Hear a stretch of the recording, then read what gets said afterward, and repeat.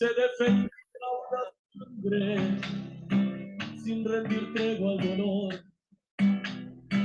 Entre la fe y sus rituales empuñaban el valor ante el intruso cobarde.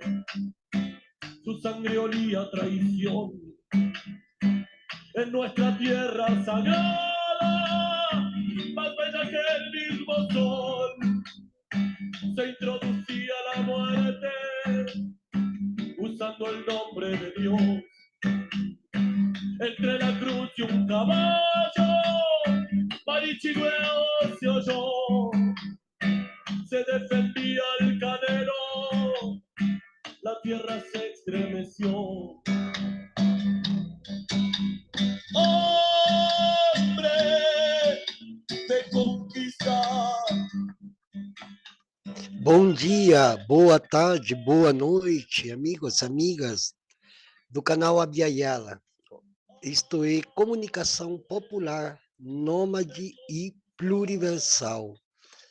Hoje vamos falar mais uma vez sobre mudanças climáticas, melhor, tragédias climáticas ambientais, produto ou como resultado dessa propensão que tem a política atual, não apenas no Brasil, como em grande parte do mundo, de achar que o progresso vai trazer a solução para todos os problemas da humanidade, né?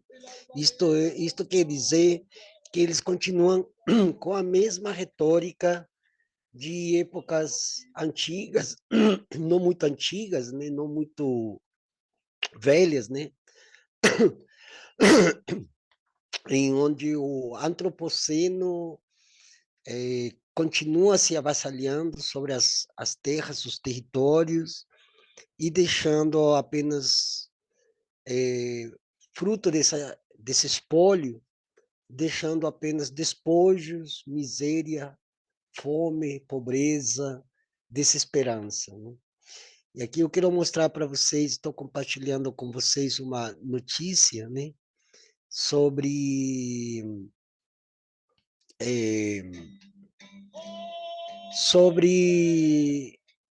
o que está acontecendo, né? O que está acontecendo a nível de exploração de terras, territórios e principalmente a exploração do subsolo, né? É muito importante estabelecer esse marco de que a exploração não apenas pretende ou pretenderia inicialmente conquistar terras e territórios, como também usufruir desses territórios, né, a nível de subsolo. Abaixo dos 3, 4 metros da superfície do solo estão as riquezas cobiçadas, as famigeradas riquezas cobiçadas pelos países do primeiro mundo, principalmente no que tange a petróleo, lítio, gás e outros recursos energéticos, né? Ontem me chegou eu vou tirar minha carapela daqui. Ontem me chegou essa notícia do site outraspalavras.net, né? E aqui fala sobre a sede por petróleo na Amazônia Legal. Estudo mostra, explorando, que a exploração de 2 blocos de petróleo na bacia de Tacutu, no estado de Roraima, prevista para ano que vem, impactará 9 reservas indígenas sequer consultadas. São 451 áreas de perfuração previstas no bioma. A da Foz do Amazonas segue em análise. Não sei se vocês sabem que esses tempos atrás foi escolhida a nova diretora da Petrobras, uma mulher que já se percebe desde o início que ela não está, desde quaisquer pontos de vista ou expectativas, não é afeita e afoita a defender os povos indígenas, os territórios, a terra e muito menos as riquezas existentes nesse subsolo abaixo de 4 metros da superfície, né?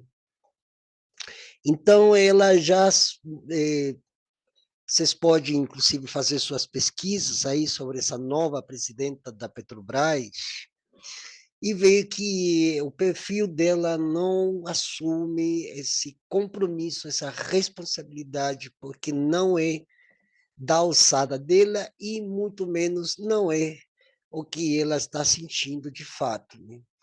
Então, daí surge esse artigo que apareceu aqui, que inclusive vai ficar na descrição do vídeo para vocês lerem, né, com mais atenção, né?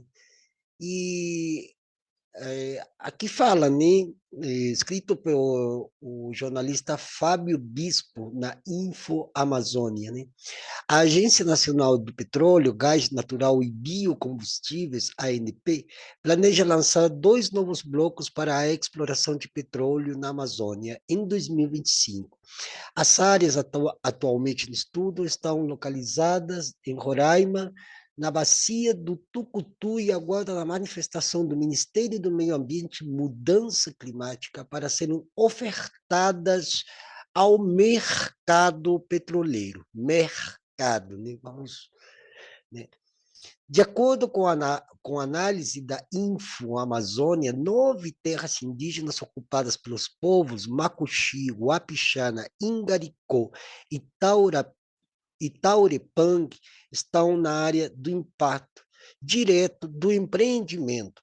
Raposa Serra do Sol, Bom Jesus, Canauanim, Jabuti, Malacacheta, Manoapium, São Marcos, Tabalascada e Serra da Moça.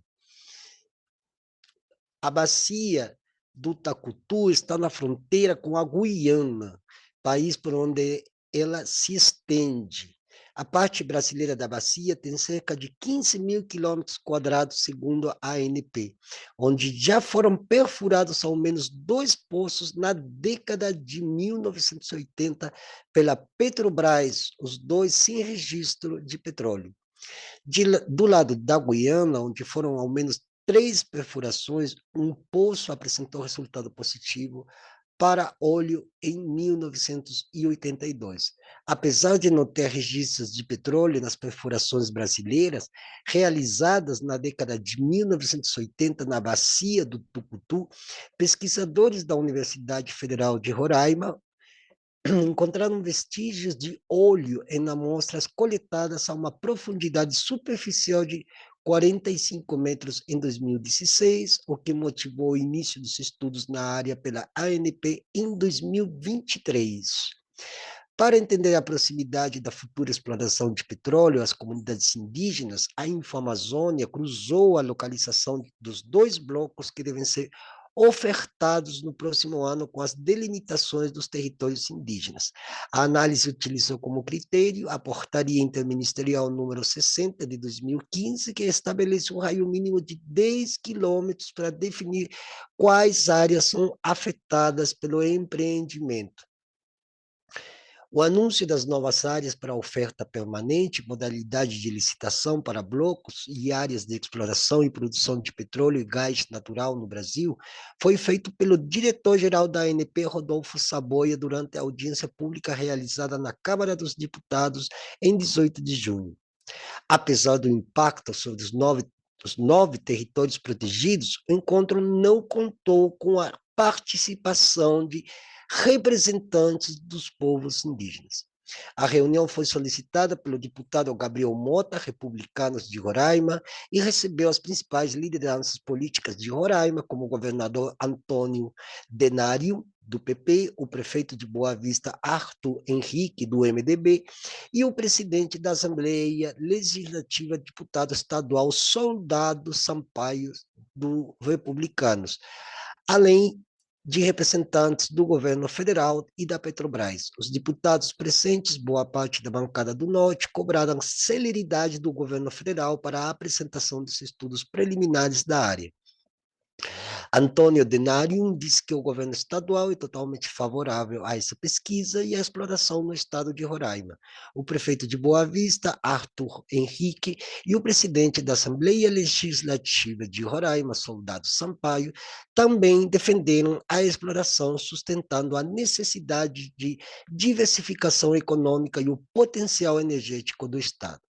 Na defesa da abertura de novas áreas para a exploração de petróleo na Amazônia, os parlamentares defenderam o progresso e o desenvolvimento e argumentaram que boa parte de Roraima já é construída por áreas de proteção ambiental ou reservas indígenas, justificando a necessidade de explorar áreas disponíveis fora desses territórios. No mesmo dia em que os deputados debatiam o lançamento dos 9 blocos para exploração de petróleo na Amazônia, na audiência na Câmara, o presidente Lula, PT, defendeu publicamente a produção de petróleo na região ao comentar os planos da Petrobras previstos na margem equatorial na foz do Amazonas. Em entrevista à rádio CBN, o presidente confirmou que pode ser contraditório explorar petróleo na Amazônia diante das ambições ambientais que o país se propõe. É contraditório? É, porque estamos apostando muito sua transição energética. Mas enquanto a transição energética não resolve o nosso problema, o Brasil tem que ganhar dinheiro com esse petróleo, afirmou Lula. Atualmente existem 52 blocos já licitados na região amazônica brasileira em exploração ou produção. Outros 307 estão em estado e 92 estão disponíveis para oferta pública, aguardando empresas interessadas. No total, são 451 áreas de exploração previstas na Amazônia Legal, segundo levantamento da organização Araiara. Essa organização, inclusive, a gente conheceu na Semana do Levante pela Terra, cujos vídeos estão aqui na playlist do nosso canal, né? No último ano, o governo Lula tem destacado indicadores positivos relacionados ao meio ambiente e ao clima, como a redução de 22% do desmatamento na Amazônia, chegando a uma metade de 50% nas terras indígenas, além de exibir para todo o mundo, durante a última conferência do clima em Dubai, uma diminuição de 8% de emissões de gases de efeito estufa. No entanto, os avanços ambientais têm sido manchados por anúncios que indicam um apetite do país em aumentar a produção de petróleo. Além dos 2 novos blocos na bacia do Tacutu, o governo federal tenta viabilizar a exploração na foz do Amazonas, na margem equatorial. O projeto teve o pedido de licença ambiental negado pelo IBAMA em 2023 por inconsistências técnicas preocupantes para a operação segura em nova fronteira exploratória de alta vulnerabilidade socioambiental. Apesar da negativa do órgão ambiental federal, a Petrobras quer explorar outros 5 blocos na mesma região da foz do Amazonas e aguarda a análise de um recurso para a perfuração de um bloco na área. Além disso, no final do ano passado, o governo federal chegou a ofertar outros 21 blocos em leilão para a exploração de petróleo e gás em outra região da Amazônia, na bacia do Rio Amazonas. Mais da metade deles, 12 blocos, está localizada na área de impacto direto de pelo menos 20 terras indígenas, incluindo áreas de uso de territórios quilombolas demarcados. A Fundação Nacional dos Povos Indígenas, FUNAI, foi informada em fevereiro de 2023 sobre os planos da ANP de lançar os novos blocos de petróleo na bacia do Tacutu para leilão. O órgão ainda não deu seu parecer sobre o projeto. E olha que a notícia é fresca. Então já se passou muito mais de um ano e nada de alguma resposta de parte dos funcionários ou da alta cúpula da Fundação Nacional dos Povos Indígenas. A InfoAmazônia, a FUNAI, a InfoAmazônia A FUNAI informou que o projeto para exploração de petróleo na bacia do Tacutu ainda está em fase de instrução processual para verificação das distâncias entre o projeto e as terras indígenas, bem como verificação sobre eventuais reivindicações fundiárias na área de influência e quanto à presença de povos isolados e ou de recente contato na região do empreendimento, por estarem a menos de 10 quilômetros da área delimitada para uma futura exploração. As comunidades indígenas do entorno devem ser consultadas conforme estabelece a Convenção 169 da Organização Internacional do Trabalho, OIT 169.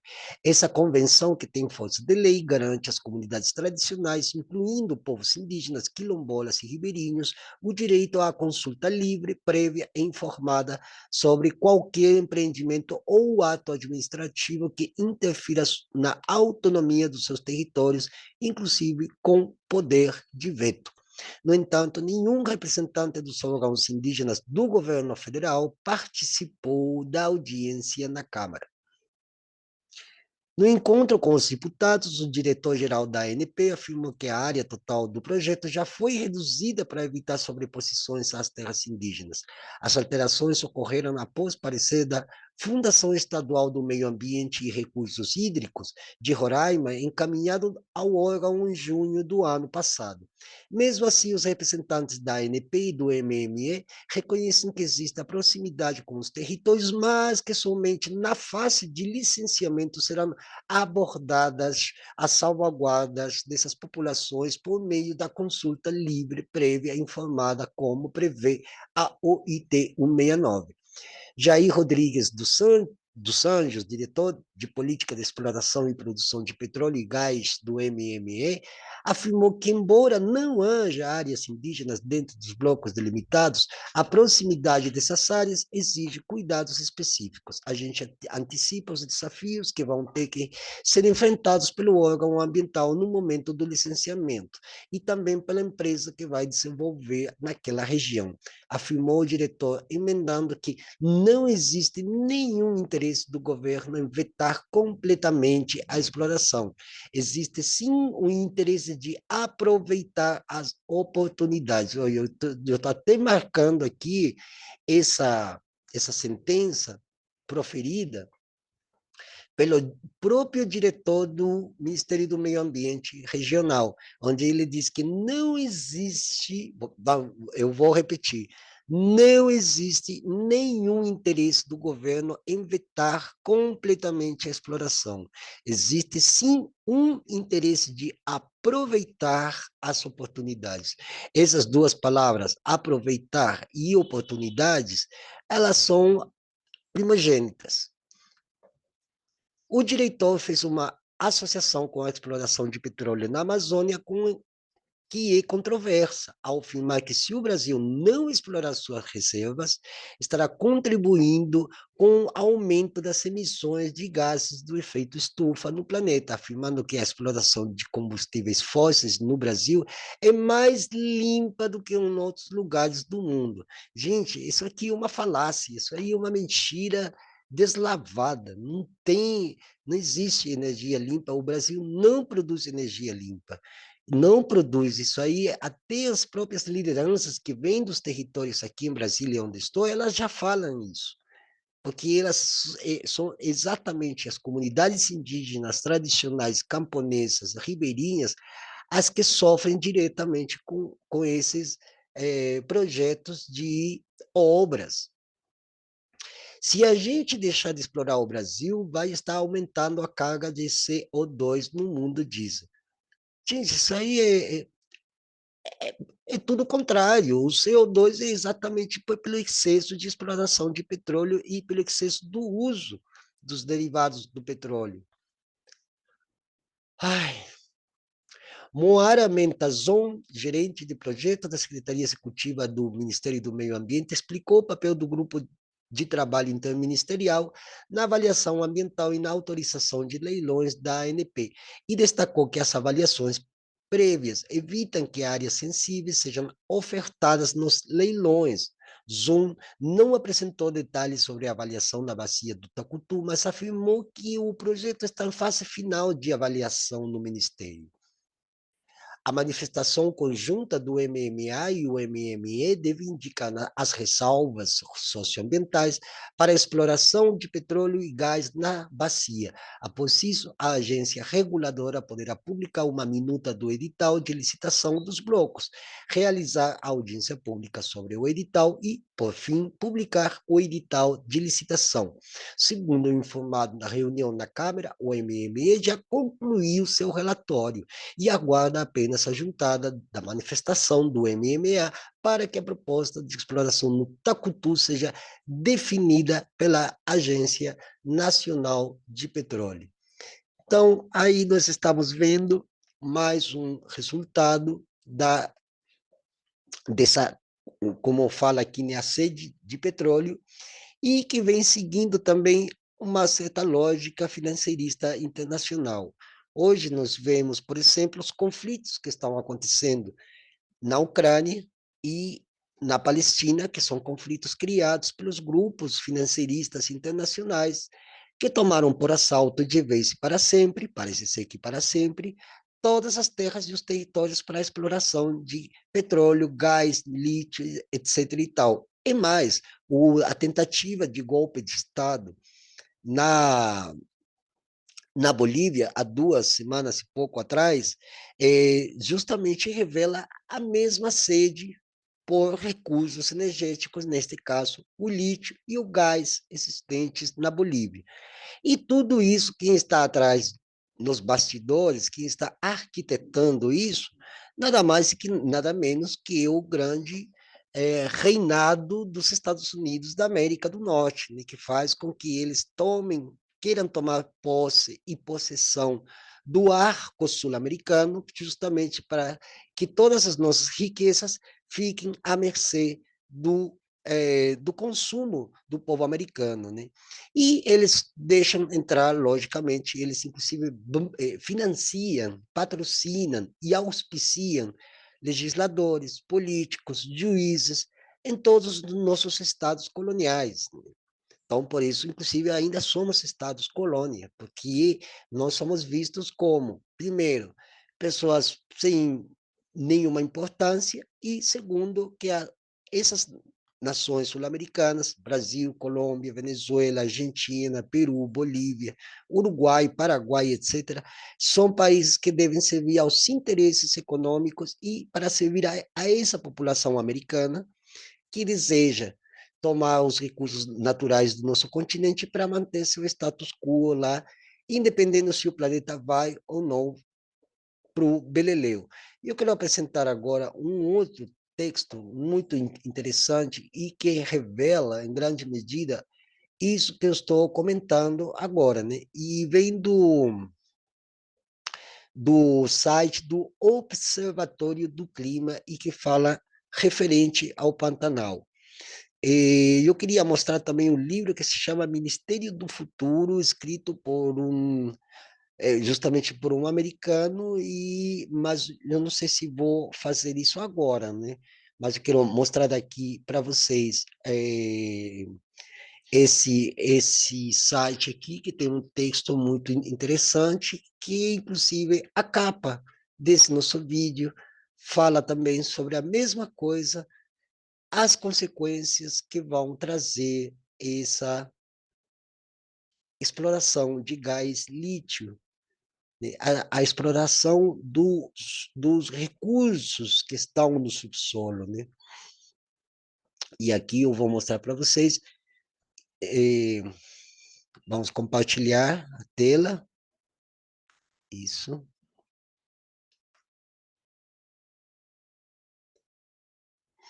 Aí está. Aí nós temos um parente que está sofrendo as consequências dessas devastações que estão promovendo políticos, juízes, procuradores, desembargadores, latifundiários e um monte de gente mais, com uma mente cabralina, né, seus novos cabrais, os mesmos que já estiveram aqui antes, inclusive, de 1500.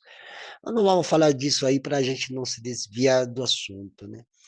Bom, nessa newsletter do Observatório do Clima, está aqui em letras bem graúdas e muito legíveis. Pantanal arde, mais Lula quer mais petróleo. E aqui está a notícia, né? A versão, verão setentrional chega com 50 graus na Índia, peregrinos morrendo em Meca, e a maior planície alagável do planeta com 1.200% a mais de fogo.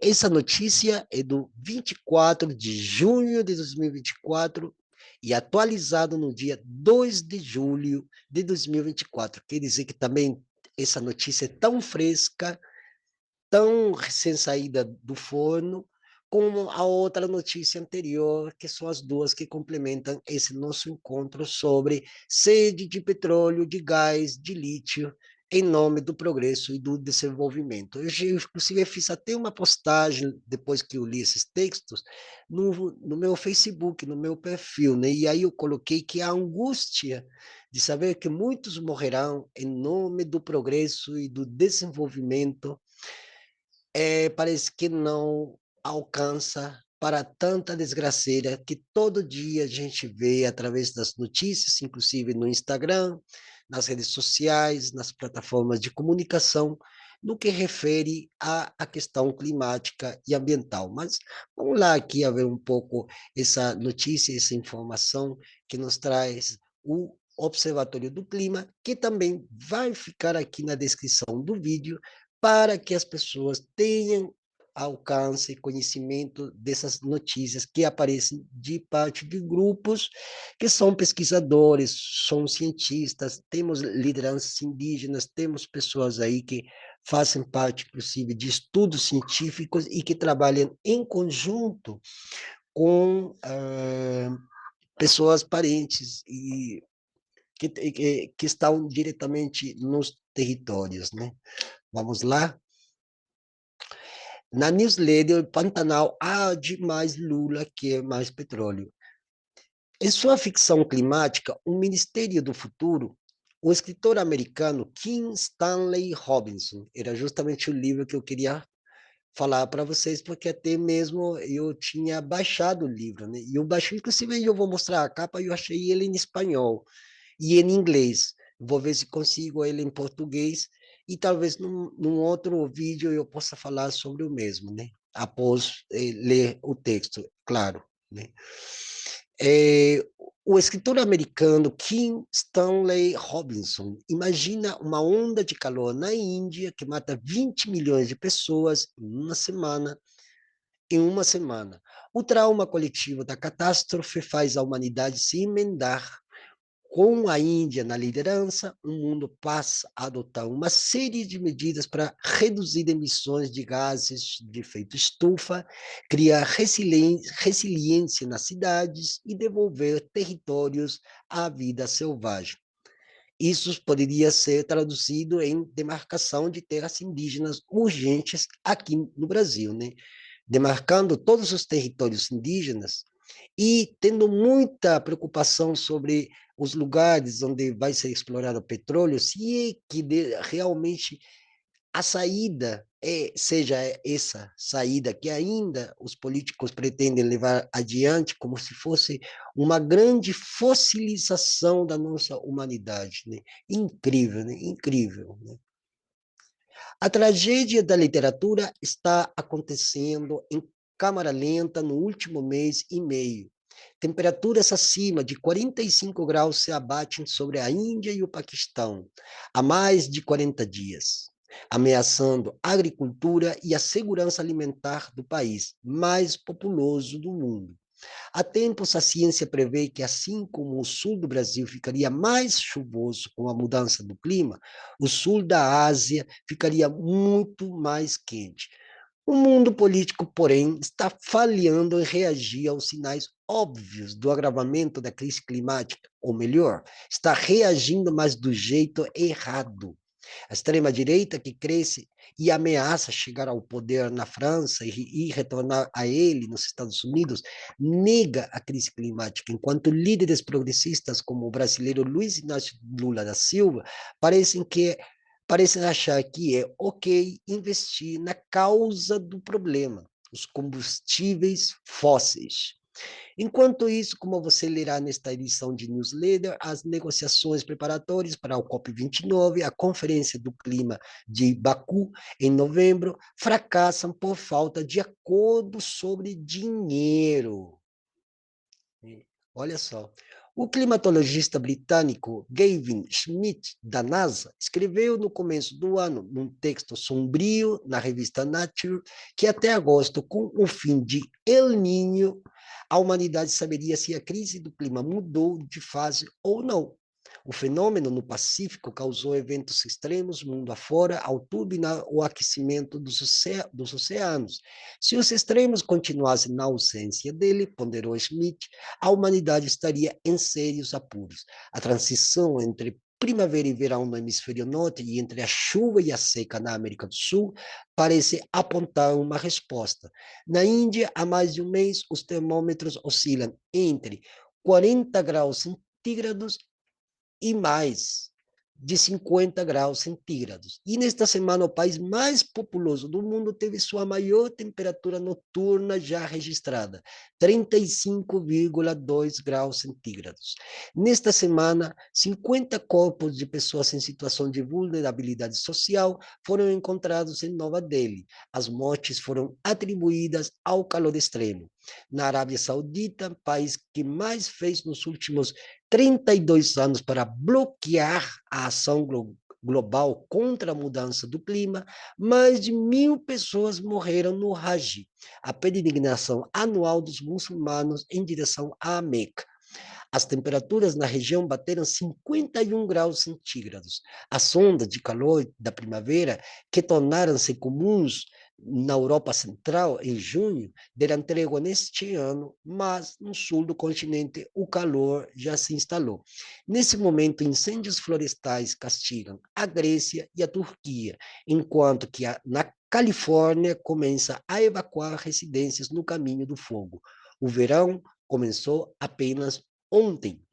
No Brasil, que ainda conta os corpos do dilúvio no Rio Grande do Sul em maio, uma outra tragédia maciça se desenrola no centro-oeste. Pois bem, aqui é onde estou, né? No Cerrado. Desta vez, pelo fogo.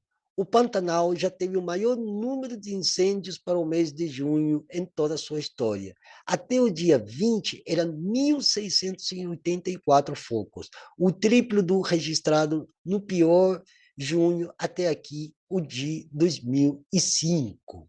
No ano, o número de queimadas é 1.200% maior do que o ano passado, na esteira de uma seca que já é uma das mais severas da história do bioma, segundo a SOS Pantanal. O nível do Rio Paraguai, no primeiro quadrimestre deste ano, ficou mais baixo que na seca recorde de 1964. Tudo isso apenas 4 anos depois de um quarto do Pantanal virar fumaça. E, o mais assustador, muito antes do auge da estação seca, que só acontece em setembro. Na Amazônia, o número de focos de queimada é 85% maior do que o ano passado. E a vazante dos rios, como o Tapajós, já começou sem que eles tenham tido tempo sequer de se recuperar da seca recorde de 2023. Numa sociedade funcional, capitalista, a sequência de extremos de 2023 e 2024 e de todos os anos da última década teria colocado os líderes globais em modo pânico e acelerado medidas de eliminação de combustíveis fósseis e do desmatamento tropical. A política, porém, toca a proverbial lira enquanto Roma arde. Na quinta-feira passada, dia 13, 10 dias de negociações climáticas em Bonn, Alemanha, para preparar a COP29 em novembro no Azerbaijão, chegaram ao fim sem nenhum avanço.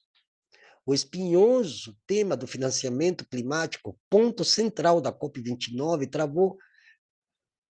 travou pelas diferenças de sempre entre países ricos e pobres e arrastou consigo virtualmente todos os outros itens da agenda. As incertezas políticas na Europa, com o crescimento da extrema-direita nas eleições legislativas de junho e a potencial vitória de Donald Trump nos Estados Unidos em novembro, fazem os olhos da comunidade internacional se voltarem para a COP30 no Brasil, e para o presidente Luiz Inácio Lula da Silva, em busca de liderança para salvar o clima, coisa que está errada, porque ninguém vai salvar o clima, né? E manter viva a meta do Acordo de Paris de limitar o aquecimento global a 1,5 graus centígrados. Mas, como diria o filósofo Rogerinho do Choque de Cultura, achou errado, otário. Lula tem dedicado as últimas semanas a aumentar a pressão sobre o presidente do IBAMA, Rodrigo Agostinho, para liberar a exploração de petróleo na foz do Amazonas. Chegou a dizer a investidores sauditas que o Brasil não poderia, abre aspas, perder a oportunidade, fecha aspas, de extrair mais combustível fóssil e fritar o planeta. No que depender da nova presidente da Petrobras, Magda Chambriard, que é aquela que eu estava comentando desde o início, por isso que eu fiz esse comentário para chegar justamente nessa parte. Não perderá em sua posse a nova manda-chuva da estatal, renovando seus votos de fidelidade ao lema "Deal, baby, deal", e repetiu a mentira do setor de que é o dinheiro do olho que vai bancar a transição energética. Realmente é a mentira do setor, e eu diria mais, é a mentira do século. Não é só na sua sanha petroleira que Lula ameaça a própria liderança climática. Seu governo tem usado todo tipo de subterfúgio para asfaltar a rodovia 319, Manaus-Porto Velho, obra com potencial de implodir para sempre o controle do desmatamento.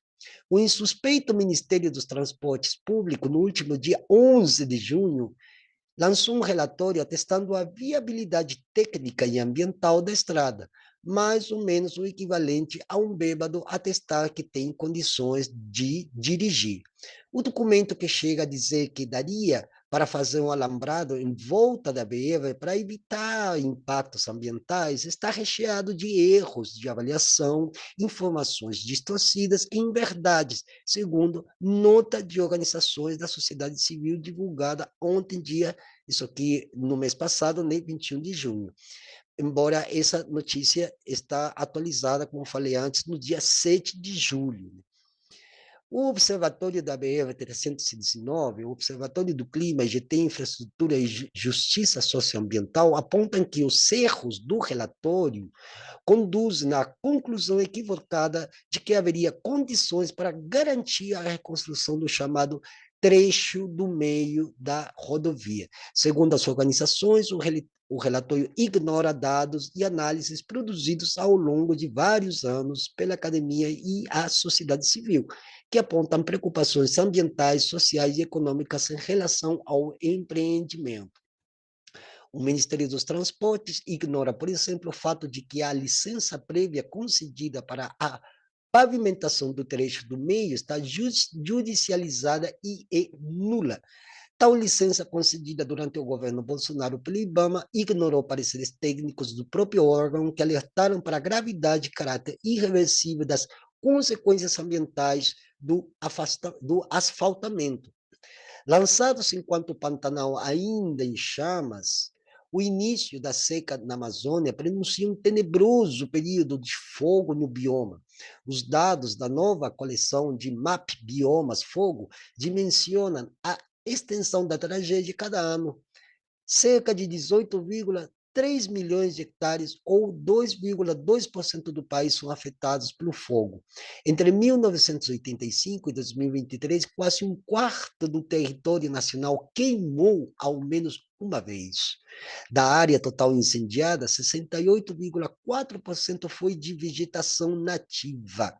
68,4% foi de vegetação nativa, ou seja, árvores milenares, arrastou biomas naturais do próprio ciclo do bioma, dos ecossistemas, e por aí vai, né? Os outros 31,6% queimaram nas chamadas áreas antropizadas, como pastagens e plantações, ou seja, lugares que já foram devastados e foram novamente redevastados, né? Mato Grosso, Pará e Maranhão concentram quase que metade da área queimada, 46%. Os dados mostram ainda que 60% de todo o fogo ocorreu em imóveis privados e confirmam que o estrago se concentra na estação seca entre julho e outubro, que registrou 79% das ocorrências de queimadas no Brasil. Isso sem contar aqui no Cerrado, a quantidade de hectares que foram queimadas também pelos incêndios, que inclusive desde que eu estou aqui no mês de abril, que já começou e não parou. Grande parte do Cerrado já está totalmente devastado também, para quem não está sabendo. Aparentemente, o governador do Rio Grande do Sul, Eduardo Leite, do PSDB, achou que não tinha errado o suficiente durante a tragédia climática que destruiu o estado. Na última semana, pouco mais de um mês após o início das enchentes, resolveu criar o Conselho do Plano Rio Grande, programa de reconstrução, adaptação e resiliência climática do Rio Grande do Sul. O que poderia ser um passo importante como resposta à tragédia, virou uma piada de mau gosto. Dos 178 integrantes do Conselho formado por representantes do governo, sociedade civil e vítimas das enchentes, apenas 4 têm algum vínculo com a temática ambiental. Gente, vocês estão ouvindo? Dos 178 integrantes do Conselho formado por representantes do governo, sociedade civil e vítimas das enchentes, apenas 4 têm algum vínculo com a temática ambiental. Quer dizer que a maioria, e como está dizendo agora na continuação do parágrafo, enquanto ambientalistas foram, abre aspas, esquecidos, o agronegócio ganhou 5 cadeiras no órgão, que também contemplou representantes de indústrias, com 3 cadeiras, do setor de comércio e serviços, 4, da construção civil, outras 4, e grandes empresários como Nelson Sirotsky, presidente do grupo RBS, José Galió, ex-CEO das lojas Renner, Paulo Hermano, ex-CEO do John Deere, Luiz Eduardo Batalha, fundador do Azeite Batalha, e Marciano Testa, CEO de Agribank.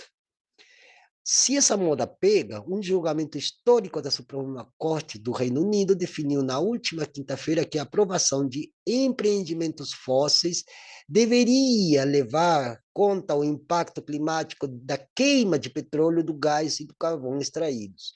A decisão abre um precedente para que as chamadas emissões de escopo 3 de gases de efeito estufa sejam consideradas na avaliação de impactos de novos projetos.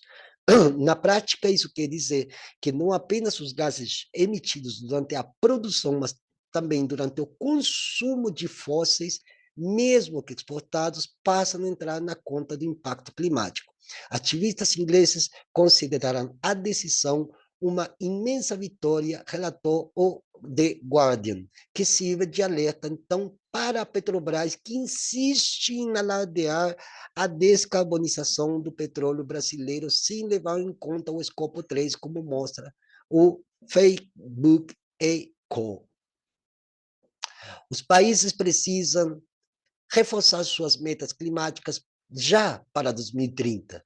Caso a humanidade queira salvar a ela mesma, a chance de controlar o aquecimento do planeta em 1,5 graus centígrados, acima dos níveis pré-industriais. Inclusive, tem um relatório de consórcio de cientistas da Climate Action Tracker, lançado no último dia 11/6, mostrou que não há espaço para adiar a adoção de metas mais ambiciosos para 2035. O levantamento conclui ainda que os governos não estão implementando com a ambição e a urgência necessárias, nem mesmo as metas insuficientes que apresentaram no seu último ciclo de contribuições nacionalmente determinadas,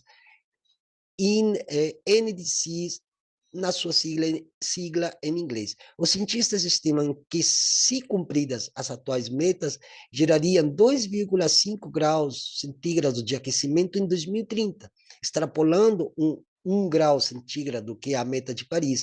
A análise aponta direções em 4 principais temas: ambição, finanças e equidade, credibilidade e transparência, para que a próxima rodada do NDCs em 2025 seja muito mais efetiva. A produção global de fósseis, por exemplo, precisa cair pelo menos 40% em relação aos níveis de 2022 até o final desta década. E assim vai, né? A Petrobras do povo brasileiro tem que promover uma transição energética justa e inclusiva. Ela precisa buscar a segurança energética com a reposição das nossas reservas de petróleo e gás.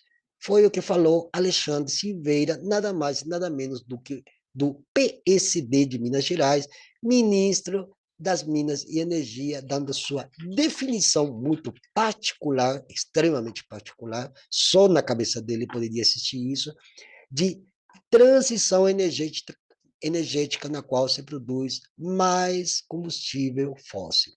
Em relação a esse relatório, vamos ver se nós conseguimos baixar aqui. Eu vou colocar aqui também na descrição do vídeo, depois de fazer pelo menos uma pequena edição, né? Mas, em suma, é isso, amigos. Estamos numa situação bastante difícil, muito complicada, e não está trazendo as expectativas esperadas, né? Então, uma das situações que mais choca é a posição, a postura dos governos em relação a essa tal de transição energética, né? Isso aqui eu quero fazer uma analogia, inclusive, com as falas da época de Marx, de que ele dizia que o mundo deveria transitar pelo capitalismo para depois desembocar no socialismo. E resulta que já houveram muitas nações socialistas e não deu em nada. Tivemos milhares e milhares de mortos nos campos da Europa do Leste, forjaram-se guerras e conflitos entre interesses capitalistas, né?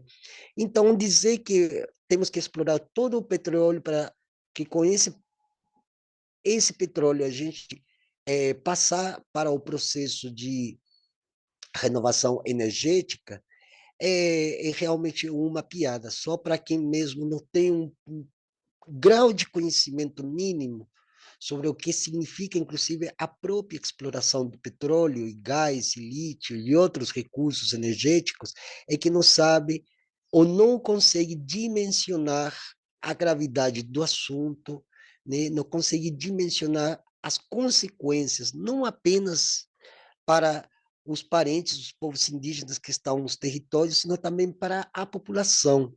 Então, o fato de querer vender mais carros, lembremos o próprio chefe do executivo dizendo que ele vai liberar carros baratos para os pobres por 60 mil reais o ano passado. Gente, as cidades estão abarrotadas de carros, não tem mais espaço para tanto carro. E a lentidão dos carros promove muito mais poluição do que um carro a um nível de aceleração em velocidade, né? Ele gasta menos e polui menos. Nas cidades, a poluição é muito maior, porque os carros não andam a uma velocidade acima dos 50 quilômetros por hora. Eles param muito por causa de semáforos e outros motivos. E enquanto o carro com a máquina ligada, a ignição ligada e o carro parado, sem se movimentar, ele polui 5 vezes mais que um carro que está andando na estrada a 90 quilômetros ou 100 quilômetros por hora. Imaginem-se milhares e milhares e milhares de carros no mundo neste momento, e todos eles exigindo mais combustível fóssil, porque o carro é um faminto que nunca está satisfeito, Você tem que estar sempre em mais combustível, mais gasolina, mais álcool, mais isso, mais aquilo. O carro gasta muito mais, consome mais litros e litros, decalitros de gasolina, mililitros de gasolina, sei lá quantos, do que uma criança pode beber leite materno. E explorar petróleo nas profundezas da terra significa modificar a vida geológica da terra. Porque enquanto se extrai petróleo, petróleo se extrai, vão ficando os buracos no fundo dos oceanos, no fundo das águas, nas profundezas geológicas da Terra. E isso também vai trazer, assim como a exploração de gás, principalmente de gás xisto, isso vai trazer sérias consequências para a humanidade. E eles falam de que a gente tem que passar por isso para depois chegar nessa renovação, nessa transição energética. É uma piada, pessoal, é uma piada. É uma piada. Então, a gente precisa conversar sobre essas coisas, né? E eu vou parar por aqui. Compartilhem esse vídeo, se inscrevam no canal, comentem também, seu comentário muito importante, e leiam também esses textos que eu vou colocar aqui, além do relatório que vai ficar na descrição do vídeo. É muito importante, pessoal, começar a pensar que não existe transição energética sem antes um estudo, uma consciência da população de que existem formas outras de produzir energia que não com essa voracidade que promete esse sistema na qual todos os governos continuam surfando, que é o sistema econômico capitalista neoliberal, que é voraz.